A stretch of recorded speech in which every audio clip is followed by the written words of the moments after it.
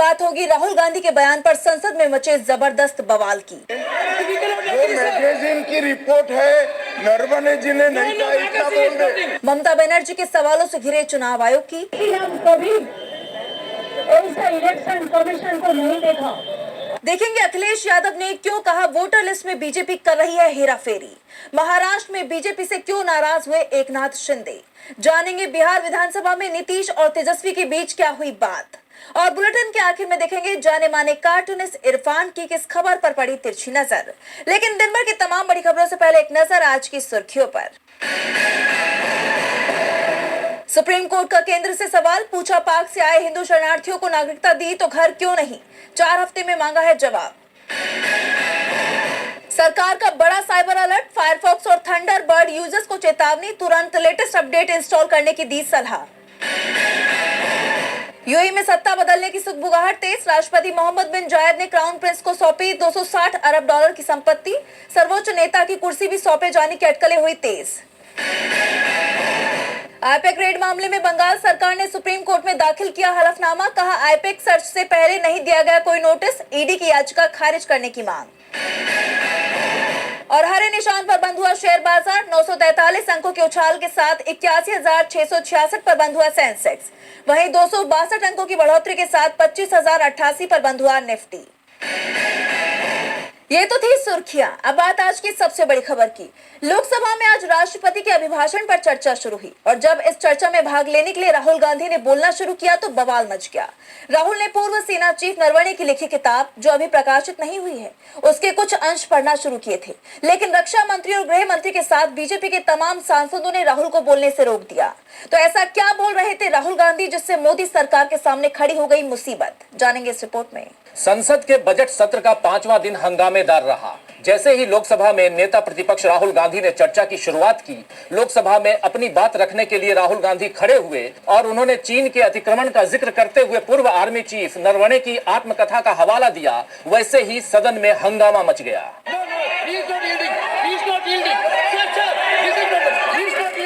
दरअसल कांग्रेस सांसद राहुल गांधी ने सदन में डोकलाम की घटना का जिक्र करते हुए कहा कि सेना प्रधानमंत्री से कार्रवाई का आदेश मांग रही थी। रक्षा मंत्री को बार बार फोन लगाया जा रहा था, लेकिन सेना को कार्रवाई के आदेश नहीं दिए जा रहे थे। 4 चीनी टैंक भारत की धरती पर आ रहे थे।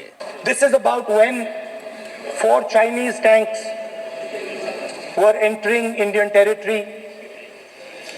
They were taking a ridge in Doklam. Rahul Gandhi ने पूर्व सेना प्रमुख नरवणे की किताब का हवाला दिया। हालांकि पूर्व आर्मी चीफ की यह किताब प्रकाशित नहीं हुई है। राहुल गांधी ने जब मोदी सरकार पर सवाल उठाए तो संसद में बीजेपी के नेता खड़े हो गए। रक्षा मंत्री राजनाथ सिंह और केंद्रीय गृह मंत्री अमित शाह से लेकर बीजेपी के तमाम नेता राहुल गांधी को बोलने से रोकने लगे। टोका टाकी के बीच लोकसभा की कार्रवाई को 3 बार स्थगित किया गया, लेकिन सत्ता पक्ष ने राहुल गांधी को बोलने नहीं दिया। राहुल जैसे ही पूर्व सेना प्रमुख नरवणे का नाम लेते तो कभी राजनाथ सिंह खड़े हो जाते, तो कभी अमित शाह, तो कभी संसदीय कार्य मंत्री किरण रिजिजू खड़े हो जाते। इस दौरान सबसे बड़ी भूमिका तो लोकसभा अध्यक्ष ओम बिरला की रही। उन्होंने रूल 349 का हवाला देते हुए कहा कि आप किसी भी अखबार, किसी भी मैगजीन या किसी भी किताब का जिक्र यहां नहीं कर सकते हैं, जिसके बाद ओम बिरला ने माइक का कंट्रोल बंद करने का निर्देश दिया, यानी राहुल गांधी को अपनी बात पूरी करने से रोक दिया गया। बाद में राहुल गांधी ने संसद के बाहर आकर अपनी बात रखी। उन्होंने कहा कि मैंने जो कुछ कहा वो सच था, लेकिन मुझे बोलने नहीं दिया गया। राहुल गांधी ने क्या कुछ कहा, जरा सुन लीजिए। मैं ये कह रहा हूं कि नरवणे जी ने प्रधानमंत्री जी के बारे में, राजनाथ सिंह जी के बारे में अपनी किताब में साफ लिखा है। वो एक आर्टिकल में आया है, मैं आर्टिकल को कोट कर रहा हूं, मुझे बोलने नहीं दे रहे हैं। मैं नहीं बोल रहा हूं, नरवणे जी ने ये किताब लिखी है। वो डरे हुए हैं क्योंकि अगर वो निकला तो नरेंद्र मोदी और राजनाथ सिंह जो रियलिटी है वो लोगों को पता लग जाएगी कि जब चाइना हमारे सामने खड़ा था, आगे आ रहा था, 56 इंच की छाती को क्या हुआ था, उस लाइन में है। राहुल गांधी के समर्थन में अखिलेश यादव ने भी आवाज उठाई है। उन्होंने कहा कि चीन के मुद्दे पर नेता प्रतिपक्ष को बोलने देना चाहिए। अध्यक्ष महोदय, चीन का सवाल बहुत सेंसिटिव है। अगर कोई सुझाव ऐसा है देश के हित में तो मैं समझता हूँ लीडर ऑपोजिशन को पढ़ देना चाहिए। यानी राहुल गांधी के समर्थन में पूरा विपक्ष एकजुट दिखाई दिया। राहुल गांधी को बोलने नहीं दिया गया, 3 बार लोकसभा की कार्यवाही को रोका गया। राहुल ने भी साफ कह दिया कि अपनी बात वो रखेंगे ही। राहुल के बयान से जहां मोदी सरकार बुरी तरह से घिरी हुई दिखाई दे रही है, तो दूसरी तरफ चुनाव आयोग भी फंसता दिखाई दे रहा है। ममता बनर्जी तो सीधे ज्ञानेश कुमार से मिलने ही दिल्ली आ गई। उन्होंने मुख्य चुनाव आयुक्त के सामने कई सवाल उठाए हैं। तो क्या है पूरा मामला, देखिए इस रिपोर्ट में। पश्चिम बंगाल में एसआईआर को लेकर चुनाव आयोग बुरी तरह से घिरता दिखाई दे रहा है। एसआईआर की ड्राफ्ट लिस्ट आने के बाद से तो बवाल ही मचा हुआ है। खास तौर पर जिस तरह से लोगों के नाम काटे गए और अब नागरिकता साबित करने के लिए नोटिस भेजे जा रही हैं, उससे आयोग सवालों में फंस गया है। ममता बनर्जी तो अपने साथ 13 लोगों को लेकर चुनाव आयोग ही पहुंच गई, जिन्हें चुनाव आयोग ने जिंदा ही नहीं माना। शाम 4 बजे ममता ने चुनाव आयोग के दफ्तर में ज्ञानेश कुमार से मुलाकात की। एसआईआर को लेकर जो धांधलियां चल रही हैं, उसे लेकर सवाल उठाए। बीएलओ की समस्या पर भी बात की। सीएम ममता के साथ 3 बीएलओ जिनकी जान एसआईआर की प्रक्रिया के दौरान चली गई, उनके परिवार के सदस्य भी शामिल थे। ज्ञानेश कुमार से मुलाकात के बाद सीएम ममता ने सरकार और चुनाव आयोग पर तीखा हमला किया। उन्होंने कहा कि चुनाव आयोग बीजेपी का आईटी सेल बन गया है, हेराफेरी कर बीजेपी के हक में काम कर रहा है। महाराष्ट्र और बिहार में चुनाव आयोग ने बीजेपी को चुनाव जिताया। अब बीजेपी के इशारे पर बंगाल में लोगों के नाम काटे जा रही हैं। बंगाल में 2002 की तरह एसआईआर क्यों नहीं कराया जा रहा है? असम में क्यों एसआईआर नहीं हो रहा है? ज्ञानेश कुमार को ये बात याद रखनी चाहिए कि कोई भी कुर्सी स्थायी नहीं होती। उनको भी जाना होगा, वो सिर्फ विपक्षी सरकारों को निशाना बना रही हैं। ममता ने ये भी सवाल किया कि आखिर चुनाव से ठीक 3 महीने पहले एसआईआर कराने की क्या जरूरत थी। टीएमसी चीफ ने चुनाव आयोग से कई सवाल किए, लेकिन मुख्य चुनाव आयुक्त कोई जवाब नहीं दे पाए। सीएम ममता बनर्जी ने एसआईआर पर सवाल खड़े किए, तो अखिलेश यादव ने भी वोटर लिस्ट पर सवाल खड़े कर दिए हैं। उन्होंने पूछा है कि आखिर जो काम चुनाव आयोग का है, वो बीजेपी के नेता क्यों कर रहे हैं। खास तौर पर वोटर लिस्ट से बीजेपी विरोधी वोटरों के नाम जिस तरह से हटाए जा रहे हैं, उस पर अखिलेश ने सवाल खड़े कर दिए हैं। तो क्या कुछ कहा अखिलेश यादव ने, जानने के लिए देखिए ये रिपोर्ट। उत्तर प्रदेश में एसआईआर प्रक्रिया जारी है, जिस पर विपक्ष पूरी तरह से चौकन्ना है। अभी हाल ही में यूपी के पूर्व मुख्यमंत्री और सपा प्रमुख अखिलेश यादव ने फॉर्म 7 के जरिए वोट काटने की बात कही थी। हालांकि उन्होंने उस वक्त किसी का नाम तो नहीं लिया था, लेकिन अब इस मामले में अखिलेश यादव ने सीधे बीजेपी का नाम लेते हुए पार्टी के खिलाफ मोर्चा खोल दिया है। उन्होंने इस पूरे मामले में अदालत से संज्ञान लेने की अपील करते हुए एक्स पर पोस्ट किया। न्यायालय संज्ञान ले। भाजपाई घपलेबाज खुद से फॉर्म 7 छापकर नकली हस्ताक्षर करके पीडीए समाज के वोटरों, विशेष रूप से अल्पसंख्यक समाज का वोट कटवाने में लगे हैं। हर पत्रकार से अपील है, अपना मीडिया धर्म निभाएं, लोकतंत्र बचाएं। जो भी मीडिया, वो चाहे गांव, मोहल्ले, स्थानीय स्तर का हो या जिले, मंडल, राज्य स्तर का, अगर वो ये खबरें दिखा रहा है और लोकतंत्र के चौथे खंभे की सार्थक भूमिका निभा रहा है, तो हम उसके साथ हैं। सिवाय निर्वाचन आयोग के ये बात सबको पता है। हमारे बार बार अपील करने पर भी एसआईआर में फॉर्म 7 की ये धांधली रुक नहीं रही है। उन्होंने इसे महाअपराध करार देते हुए आगे कहा कि फॉर्म 7 का दुरुपयोग एक बहुत बड़ा अपराध है। इसके गैर कानूनी इस्तेमाल की क्या सजा हो सकती है, इसके बारे में चुनाव आयोग विज्ञापन प्रकाशित करे और भाजपाई और उनके संगी साथियों को चेतावनी दे। हमारे पीडीए प्रहरी और जागरूक वोटर तो इस फर्जीवाड़े के भंडाफोड़ का प्रयास कर ही रहे हैं। चुनाव आयोग भी अपनी विश्वसनीयता बनाए रखने के लिए आगे आए। कहीं ऐसा ना हो कि मुख्य चुनाव आयुक्त को चेताने के लिए कोई उनका ही नाम फॉर्म 7 का इस्तेमाल करके साफ कर दे। उन्होंने पत्रकारों से साथ देने की अपील दोहराई। जैसा आप जानते हैं कि फॉर्म 7 भारत निर्वाचन आयोग की तरफ से उपलब्ध कराया जाता है। ये फॉर्म किसी मतदाता के नाम को वोटर लिस्ट से हटाने के लिए इस्तेमाल होता है। किसी मतदाता की जान जाने, डुप्लीकेट नाम, स्थानांतरण या कोई अन्य वैध आधार हो तो कोई दूसरा व्यक्ति इस फॉर्म को भरकर उसका नाम कटवा सकता है। वहीं अब अखिलेश के इन आरोपों से बीजेपी बुरी तरह से घिरती दिखाई दे रही है। अखिलेश ने अदालत से खुद संज्ञान लेने की अपील की है। देखना होगा कि अखिलेश की इस अपील के बाद इस मामले में कोर्ट हस्तक्षेप करता है या नहीं। अखिलेश यादव ने बीजेपी और चुनाव आयोग की मिलीभगत पर सवाल उठाए हैं, जिसके बाद बीजेपी दबाव में दिखाई दे रही है। वैसे दबाव बीजेपी पर उसके सहयोगियों की तरफ से भी बढ़ रहा है। महाराष्ट्र में मेयर चुनाव को लेकर शिंदे की शिवसेना ने तो सीधे बीजेपी के खिलाफ ही मोर्चा खोल दिया है और मेयर चुनाव में अपना उम्मीदवार उतार दिया है। तो कैसे महाराष्ट्र में टूटती दिख रही है महायुति, देखिए इस रिपोर्ट में। महाराष्ट्र की सियासत में मेयर पद को लेकर बीजेपी और शिंदे गुट में खींचतान बढ़ती ही जा रही है। रविवार यानी 1 फरवरी को बीजेपी और शिवसेना शिंदे गुट की तरफ से महापौर और उप महापौर पद के लिए उम्मीदवारों ने अपना नामांकन भर दिया। बीजेपी की तरफ से सुजाता सूरज पाटिल ने महापौर और दशरथ सीताराम भगत ने उप महापौर पद के लिए नामांकन भरा। तो वहीं शिवसेना की तरफ से सरोज रोहिदास पाटिल ने महापौर और आकाश मडवी ने उप महापौर पद के लिए नामांकन भरा। दोनों पार्टियों की तरफ से नामांकन पत्र आने के कारण अब 5 फरवरी को आयोजित महासभा में दोनों पदों के लिए चुनाव करवाया जाएगा। जैसे आप जानते हैं कि नवी मुंबई मनपा चुनाव में 111 सीटों में से बीजेपी को 65 और एकनाथ शिंदे की शिवसेना को 42 सीटों पर जीत मिली थी। चुनाव रिजल्ट के बाद ऐसा लग रहा था कि बीजेपी निर्विरोध महापौर बनाने में सफल हो जाएगी, लेकिन शिवसेना ने उसके लिए चुनौती खड़ी कर दी है। ज्यादातर मनपा चुनाव में बीजेपी और शिवसेना शिंदे गुट एक साथ चुनाव लड़े थे। कुछ जगहों पर अलग अलग भी लड़े, लेकिन चुनाव के बाद एक साथ आ गए थे। आपको याद होगा, उल्लासनगर में शिवसेना शिंदे अपने दम पर बहुमत तक पहुंच गई थी। उसके बावजूद बीजेपी को उप महापौर का पद दिया था। उसी तरह कल्याण डोंबिवली में शिवसेना अपने दम पर बहुमत तक पहुंच गई थी, फिर भी बीजेपी को उप महापौर का पद दे दिया, जिससे वहां भी महापौर और उप महापौर का चुनाव निर्विरोध हो गया था। तो वहीं नवी मुंबई में बीजेपी को बहुमत मिलने पर भी माना जा रहा था कि बीजेपी शिवसेना शिंदे गुट को साथ लेते हुए उन्हें उप महापौर का पद देगी, लेकिन इसके उलट फैसला करते हुए बीजेपी ने उम्मीदवारों का नामांकन भरवा दिया और शिवसेना शिंदे गुट से चर्चा तक नहीं की, जिसके जवाब में शिंदे की शिवसेना ने भी यहां महापौर और उप महापौर पद पर नामांकन भरवा कर चुनौती पेश कर दी है। महाराष्ट्र में महायुति टूटती हुई दिखाई दे रही है, तो बिहार में भी एनडीए के हालात बहुत अच्छे नहीं दिख रहे हैं। विधानसभा के अंदर से जो तस्वीरें सामने आई हैं, उसमें तेजस्वी यादव और सीएम नीतीश कुमार के बीच करीबी एक बार फिर से बढ़ती दिखाई दे रही है, तो दूसरी तरफ विपक्ष के नेता की सक्रियता भी बढ़ गई है। तो क्यों बिहार में घबराई दिख रही है बीजेपी, देखिए इस रिपोर्ट में। बिहार की सियासत में काफी गहमा गहमी देखी जा रही है। विधानसभा के बजट सत्र का आगाज हो चुका है।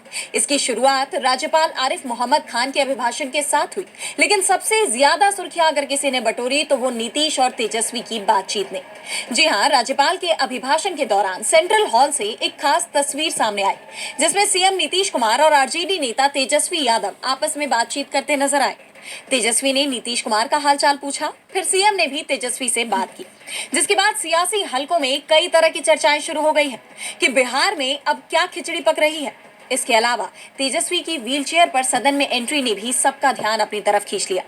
दरअसल उनके पैर में चोट लगने से पैर के अंगूठे का नाखून उखड़ गया और इस वजह से उन्होंने व्हीलचेयर का सहारा ले लिया। चोटिल होने के बावजूद तेजस्वी के तेवर हमेशा की तरह कड़क दिखाई दिए। उन्होंने राज्यपाल के अभिभाषण से लेकर मोदी सरकार के केंद्रीय बजट तक तमाम मुद्दों पर अपनी प्रतिक्रिया दी और एनडीए सरकार को जमकर घेरा।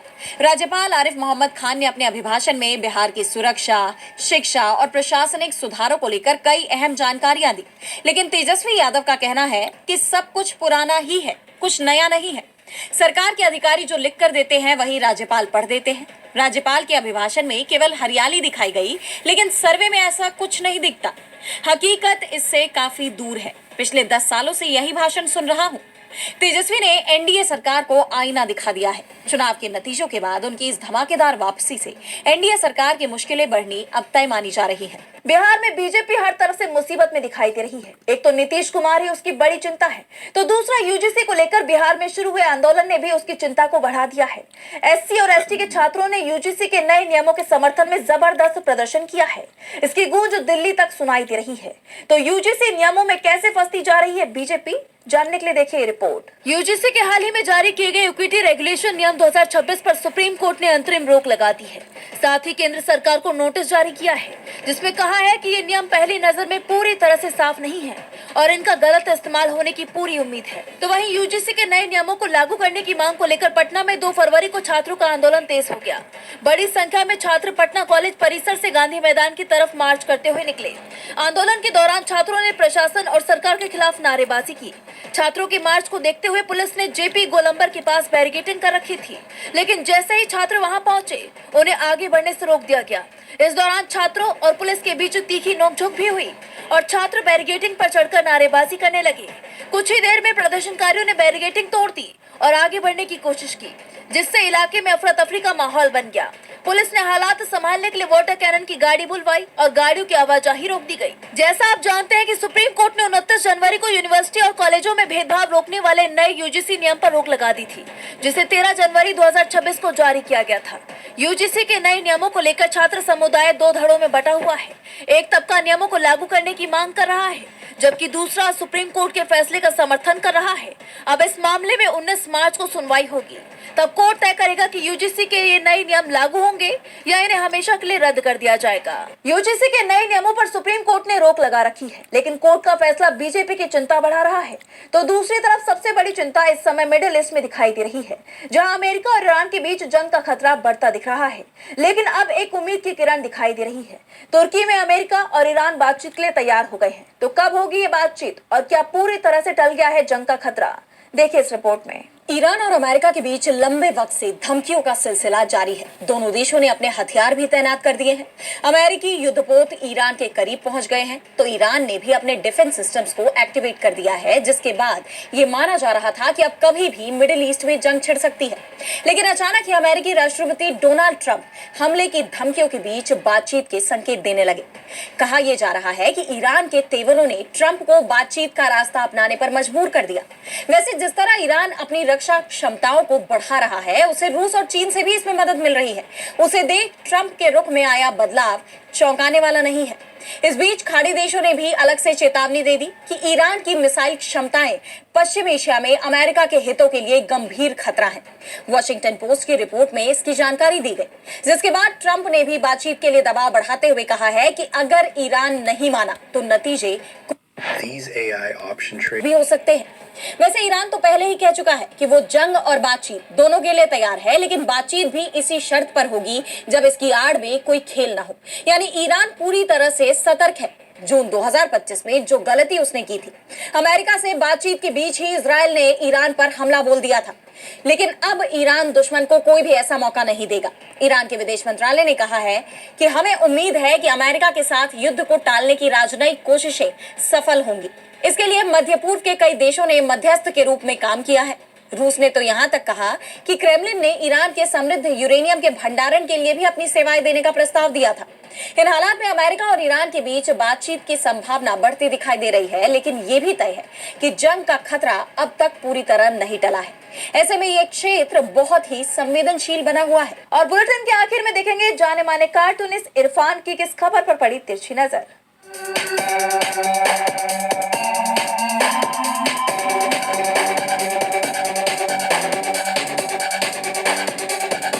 वह गुड न्यूज है। सरकार ने 15,000 सेकेंडरी स्कूलों में और 5,000 कॉलेजों में छात्रों को अब रील बनाना सिखाने का फैसला किया है।